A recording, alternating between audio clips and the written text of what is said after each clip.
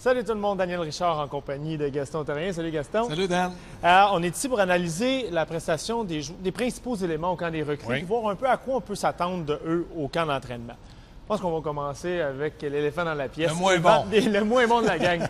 Ivan Demidov, il a joué un match, puis il a fait exactement ce à quoi on s'attendait de lui. Il a dominé. J'ai le goût de te demander, avec les risques que ça pouvait comporter quand même, l'aurais-tu invité au camp des recrues ou tu y aurais fait passer cette étape-là? Mais peut-être qu'on a parlé avec Demidov, on lui a demandé est-ce que tu veux faire le camp des recrues? Ça va te donner un peu de challenge, de savoir comment ça va se passer. Ou on a simplement dit non, tu as 2 matchs en Ligue nationale, 2 dans saison régulière, puis 5 en séries éliminatoires. Donc, on a dit on ne veut pas favoriser personne. Mais le message qu'on a passé, c'est si tu nous démontres que tu es aussi dominant qu'on pense que tu vas l'être, il y a certains matchs que tu ne joueras pas parce qu'on a déjà notre idée de fait. Au camp d'entraînement maintenant, un gars de 19 ans d'habitude, de 20 ans, on lui donne le plus de matchs possible parce qu'on veut savoir il est où dans son développement. Lui, c'est pas ça. Là. Ivan Demidov, il fait l'équipe, tout le monde le sait. Oui. Est-ce que tu le traites comme un vétéran ou est-ce que tu lui donnes 2, 3, 4 games ou tu en donnes le plus possible pour qu'il ait du millage avant que la saison commence? Mais premièrement, si on avait eu ce fameux deuxième centre du côté du Canadien, peut-être qu'on lui donnerait 3 ou 4 matchs pour essayer de trouver des affinités ensemble. Mais là, dans le moment, on sait que ça va être Kirby Dack, peut-être Bolduc à gauche ou Patrick Lainé. Donc, quand je regarde la situation, je pense qu'on va le traiter comme un autre joueur. Sauf que si on croit qu'il a besoin de 3 ou 4 matchs, on va lui donner. Mais on ne veut certainement pas qu'il se fasse blesser. Mais normalement, les 2 derniers matchs, les matchs préparatoires, il y a beaucoup de vétérans qui jouent. Oui. Cote Florian Jacquet. J'ai l'impression que c'est un joueur dont la cote a pris beaucoup de galons dans la dernière année. Il a connu une excellente saison dans la Ligue américaine avec à peu près pas de temps d'avantage numérique. Il a connu un bon camp des recrues. Tu t'attends à quoi de lui au camp d'entraînement et tu penses, pas pour commencer l'année, tu penses-tu qu'à un moment donné dans l'année, évidemment, ça dépend tout le temps des blessures, on pourrait le voir jouer dans la Ligue nationale? Bien, premièrement, des matchs préparatoires, là, les 2 Jacquet ensemble, puis il y en a un qui se fait brosser à canis dans le coin de patinoire, l'autre va arriver. Mais moi, ce que j'ai retenu de lui, beaucoup plus rapide, en confiance, un gars qui a marqué des buts, comme tu dis, pas en avantage numérique, mais de se positionner devant le filet. Il ne jouera pas en avantage numérique avec le Canadien. Il ne jouera pas. Si on a besoin d'un gars devant le filet, est-ce qu'on pourrait de temps en temps, si jamais il perçait la formation? Mais moi, je pense que Jacquet, c'est une des belles surprises. On enlève Demidov parce qu'on savait qu'il était pour être là, mais c'est une des belles surprises du camp du Canadien, des recrues. On s'en va en défense. David Reinbacher. Dur à évaluer. Reinbacher, il n'a pas beaucoup joué. Il a eu une saison en Suisse, un peu dans l'incertitude, changement d'entraîneur. Il a été blessé l'année dernière. Quand même joué en série, ça c'est en dit. Là. Comment tu le traites comme un joueur qui... Comme tu le traitais quand il avait 19 ans, 18 ans pour lui donner du millage? Bien là, c'est sa 3e saison. Moi, comme dirigeant ou comme entraîneur du Rocket de Laval, Pascal Vincent, j'aimerais ça qu'il joue une saison complète. Éviter les blessures, commencer à Laval, de voir s'il va être plus mature après 20 matchs, plus d'expérience, qu'il va avoir acquis des choses qu'on n'a pas vues jusqu'à maintenant. Mais je pense que Reinbacher va commencer l'année à Laval. Et la meilleure chose qui pourrait arriver, c'est que l'an prochain, on lui dise, écoute bien là, ça fait 3 ans que tu es là, tu n'as pas été blessé ou tu as été moins blessé. Tu as joué, tu as été un joueur. C'est pas un joueur spectaculaire, mais il est efficace. Donc, à un moment donné, il va falloir lui ouvrir la porte. Puis c'est ça, comme droitier. C'est pour ça que Matheson va peut-être jouer à droite, parce que là, on ne sait pas ce que Reinbacher peut nous apporter. Matheson, c'est un bon vétéran. Donc, dans le moment, ce qui joue contre Reinbacher, c'est un gars comme Matheson. Curieusement, tu sais, Reinbacher, depuis qu'il a été repêché, c'est l'espoir numéro 1 à la défense du Canadien de Montréal. J'ai l'impression qu'un gars comme Adam Engstrom pourrait être... Il a eu une excellente saison avec le Rocket. Il était très bon en série. Je ne serais pas surpris, moi, que ce soit le premier défenseur rappelé.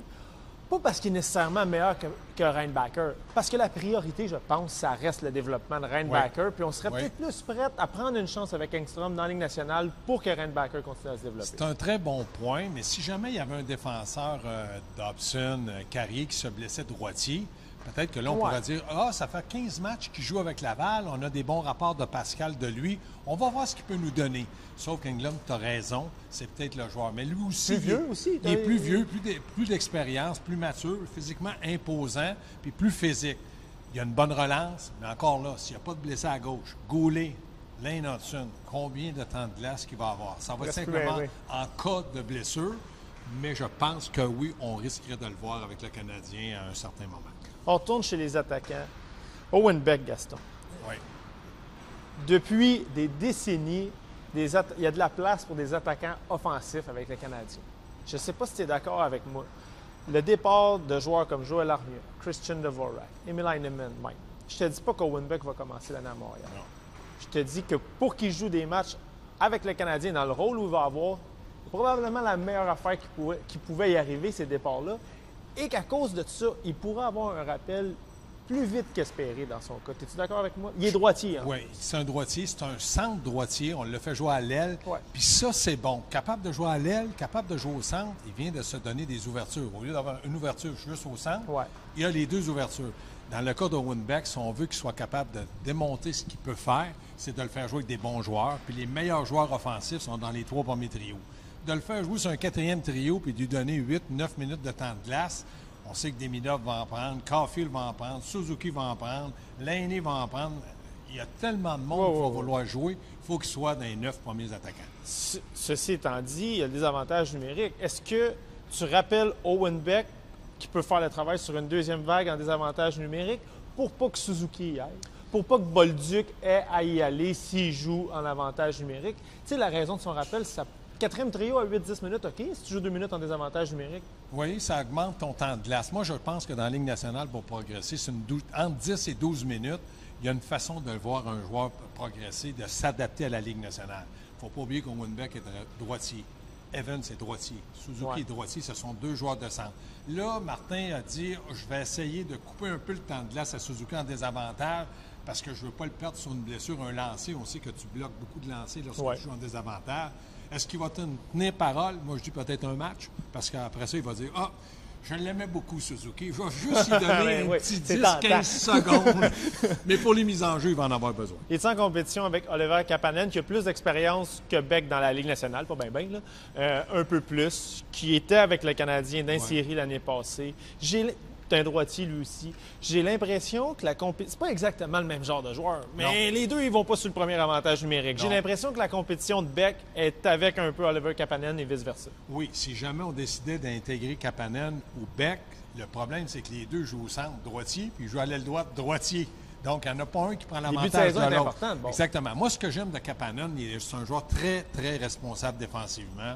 C'est un joueur qui est pondéré, c'est un gars qui est calme. Puis tu vois que c'est pas un gars qui va laisser tomber les gants, mais il va se mouiller dans les coins de patinoire. Il va avoir des claques sur le nez, mais il va les prendre puis il dira rien.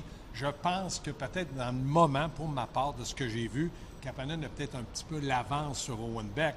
À cause de l'expérience acquise dans les nationale? L'expérience acquise, puis si les deux sont au camp, ils vont jouer. Donc, dans les matchs préparatoires, dépendamment avec qui tu vas jouer, s'il y en a un qui fait une meilleure impression que l'autre, il va soit le dépasser ou rester derrière. Il n'y a pas beaucoup de place à gagner ou à perdre, mais tu peux avoir une place, tu sais jamais ce qui va arriver. C'est pas de la place pour commencer l'année pour laquelle tu te bats, c'est de la place peut-être pour le premier appel aussi. Le premier appel, c'est un fait, mais il va falloir que tu arrives motivé, en confiance, puis commencer la saison avec le Rocket, de dire j'ai des chances. Ils n'ont pas le choix. Un bon début, ils n'ont pas le choix de me rappeler ou de m'échanger. J'ai toujours dit, si ça ne fait pas un endroit, ça peut faire à l'autre. Puis moi, j'aime Pascal Vincent. Je pense qu'il va les calmer, il va les encourager, il va les porter, les pousser à être un peu plus confiants que d'habitude pour avoir ce fameux premier appel-là. Je te parlais d'Owen Beck. Il y a des places qui se sont libérées pour un joueur de son statut à Montréal. Philippe Messard, je pense que c'est exactement le contraire. C'est un joueur, corrige-moi si je me trompe, moi, c'est pas un joueur que je vois sur un trio défensif. C'est un joueur que tu as repêché en fin de première ronde, en te disant s'il se développe comme il faut, il vient sur notre top 6 puis il joue un avantage numérique. Alors, regarde les gars qui sont sur le top 6, il n'y en a pas beaucoup qui ont plus que 23-24 ans, ce qui fait qu'ils vont être là longtemps. Exactement. Il est fait. Il est fait. Bien, bon, disons qu'on va laisser un petit pourcentage qui n'est pas fait. Mais c'est vrai que ça va être très difficile pour lui. Puis j'ai remarqué que sur de l'Atlas, on dirait qu'il le sait. Tu sais, il est moins... je le trouvais, quand je l'avais vu arriver avec le Canadien, je le trouvais intense, agressif. Il y a encore une certaine intensité. Mais il doit réaliser, si nous, on le voit... Il regarde les line-up, les gars. C'est pas un aveugle, c'est pas un fou. Fait il sait très bien que ça va passer, ça va être très, très étroit la place où il devra faire. Puis, même s'il est rappelé, s'il joue de 8 minutes, s'il ne marque pas un ou deux buts, ça va être très Plus tu vieillis, moins tu as de place aussi. Là. Plus tu vieillis, il y en a.